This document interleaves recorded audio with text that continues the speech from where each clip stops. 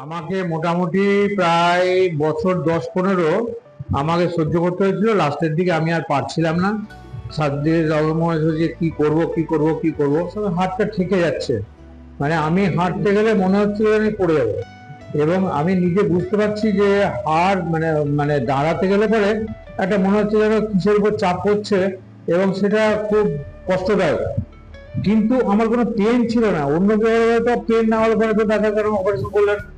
আমি বলি না, পেন ছাড়াও আমার যে সমস্ত প্রবলেম গুলো হচ্ছিল, যেমন একটা ট্রেন হয়তো ধরতে যাব, হয়তো দরজাটা একটু দূরে আছে, আমি সেটা যে ছুটে যাব বা একটু স্পিড নিয়ে হাঁটতে যাব, আমার সে সাহস আমার হতো না। এমনকি আমার ডিসপ্যাসেজেও লাস্ট অফ অল আমি সিঁড়ি আছে 3টে, সেই সিঁড়ি স্টেপিংটা দেখে একটু ভয় লাগতো যে কিভাবে উঠবে, এবং আমাকে 1 পা 2 পা করে উঠতে হতো। এই অবস্থাতে আমি এই সিদ্ধান্তটা নিলাম যে না, এটা আমাকে অপারেশন করতেই হবে, এবং অপারেশন করা ছাড়া এটার কোনো ইয়ে নাই। এবং কাকে দিয়ে করাবো, অনেককে বলেছি যে আমার এই হাঁটুটা নিয়ে এই সমস্যা, কি করব কোথায় করব, কিন্তু কেউ ভয়ে আর কি কোনো ডাক্তারের নাম বলতো না। কারণ এবং অন্যান্য জায়গায় যেখানে দেখিয়েছি তারাও বলেছেন যে না, এটা অপারেশন করতেই হবে, আপনার নি জয়েন্ট অপারেশন করতে হবে। কাজেই আমি তখন ওই স্যারের নামটা শোনার পরেই আমি সিদ্ধান্ত নিই যে যদি করাই তাহলে হাওড়ার সুজয়বাবুকে দিয়ে আমি পাটা আমি অপারেশন করবো। গত 24শে মার্চ আমাদের সুজয়বাবুকে দিয়ে এটা আমি অপারেশন করেছি, একটা পা। সেটা হচ্ছে রোবটিক সার্জারি। আর এবছর যেটা 24-এর পরে আমি মার্চের এই 25শে ফেব্রুয়ারি, 25শে ফেব্রুয়ারিতে 22 তারিখে যেটা করলাম, এটা হচ্ছে এআই টেকনোলজিতে। আমি দুটো পায়ের ডিফারেন্স দেখে বুঝতে পারছি যে যে ক্ল্যাম্পিং ভাবটা রোবটিকে ছিল, সেটা কিন্তু এআই টেকনোলজিতে অনেকটা কমফর্টেবল এবং ইজি মুভমেন্ট করতে পারছি, পায়ের পাতা টাতা নড়াতে পারছি। এবং এটা কিন্তু রোবটিক সার্জারিতে আমি এতটা ফ্রিনেস পেয়েছি, কিন্তু ওটা দেরি হয়েছিল। কিন্তু প্রথমে লিগামেন্ট গুলো খুব টান টান ভাবছিল। যে ফিজিওথেরাপি করতেন ওনাকে বলতাম আমার পা যেন কে দড়ি দিয়ে টানছে, বা দড়ি দিয়ে টানা টানা গোড়ালিটা খুব টান ধরতো।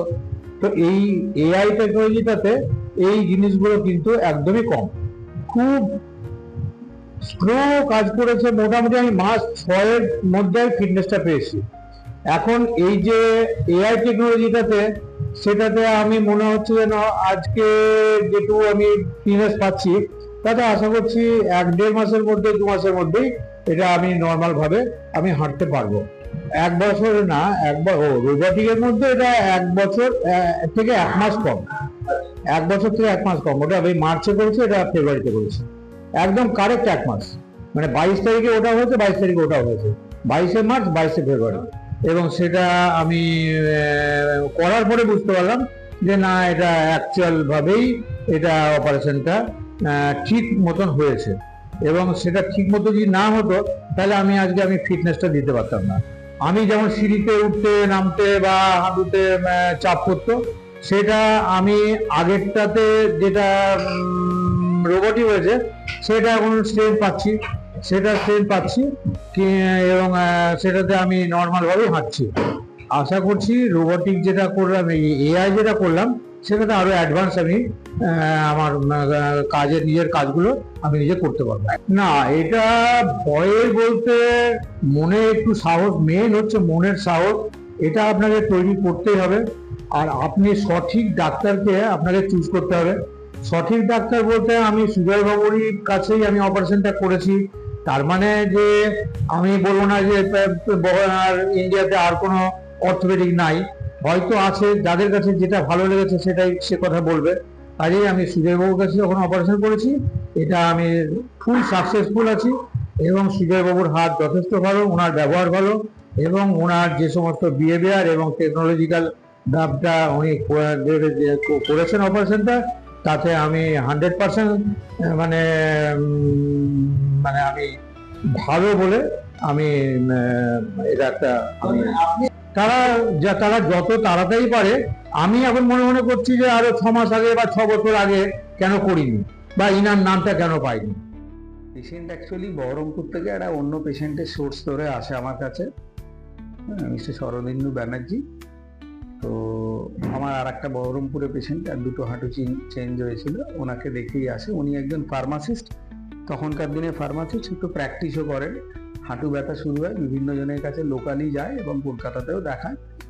তো ওনার হঠাৎ মানে আমার ওয়েবসাইট খুঁজে দেখেন যে এরকম আমি রোবোটিক সার্জারি শুরু করেছি। যেহেতু রেফারেন্স ছিল, উনি সোজা চলে আসেন ভরসা করে, দু একবার ফোনে কথা বলে ভরসা করে চলে আসেন। কিছু টেস্ট করিয়ে আমরা প্রথম ওনাকে উডল্যান্ডসে ভর্তি করি। ভর্তি করে পরের দিন আমরা ওই কোরি সিস্টেম, স্মিথ অ্যান্ড নেফিউয়ের, তাতে রোবোটিক নি সার্জারি শুরু করি আমরা, এবং সাকসেসফুলি বেরিয়ে আসি। পুরো ব্যাপারটা ওই 2 থেকে 2.5 ঘন্টার মতো লাগে। এবং এই কোরি সিস্টেম যেটা হচ্ছে ওয়ার্ল্ডের লেটেস্ট সিস্টেম, স্মিথ অ্যান্ড নেফিউয়ের, এটা অল বার টেকনিক বলে আর কি। অন্যান্য রোবটগুলো যেগুলো জনসন অ্যান্ড জনসন বা জিমারের যেগুলো আছে ম্যাকো, তো এগুলো বেসিক্যালি বেস্ট। তো এটাই একমাত্র। এবং all the robotic knee surgery সবকটাতেই ফিমোরাল ক্যানালটা ওপেনিং করতে হয় না বলে এম্বলিজমের চান্সটা কম থাকে। ওই ফিমোরাল এম্বলিজম হয় না। আর রোবটের ক্ষেত্রে যেটা হয়, আমরা একটা জোন 1 রিলিজ করি। মানে জোন 1 রিলিজ মানে জাস্ট ওই আর্টিকুলার কার্টিলেজের পাশ দিয়ে একটা রিলিজ, সফট টিস্যু রিলিজ করি। তাতে পুরোপুরি ভেরাস কারেকশনটা হয় না, কিন্তু এনার ক্ষেত্রে আমি ইনিশিয়ালি ভেরাস কারেকশন এবং জোন 1 রিলিজ দুটোই করি, এবং অস্টিওফাইট ক্লিয়ারেন্সটা আগে করে নিই। তারপরে রোবোটিক্স অ্যাসিস্টেড যে সার্জারিগুলো শুরু করি।